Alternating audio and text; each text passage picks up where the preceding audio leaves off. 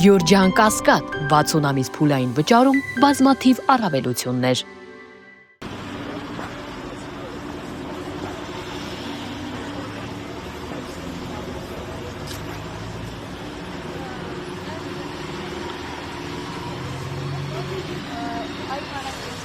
Կարող է աշխատել, որը լավագույնս տեսանք Լուծիա Մանտաշյանի բալանքից 3 ամսով բալանքի երկարացնելուց հետո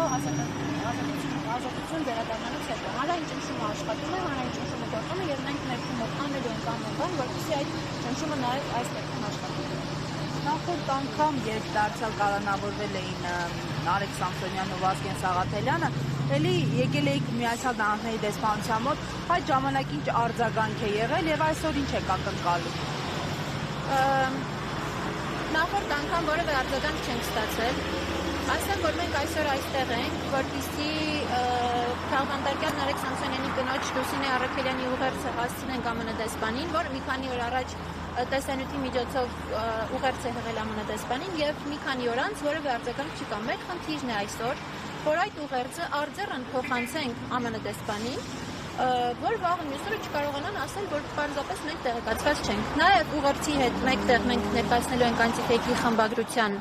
նամակը, որտեղ մանրամասն նկարագրվում է դեպքը, ինչպես է եղել, ինչպես են ներխուժել բնակարաններ եւ խուզարկություններ իրականացրել նաև անտիֆեյքի խմբագրությունում, ինչ են առգրավել,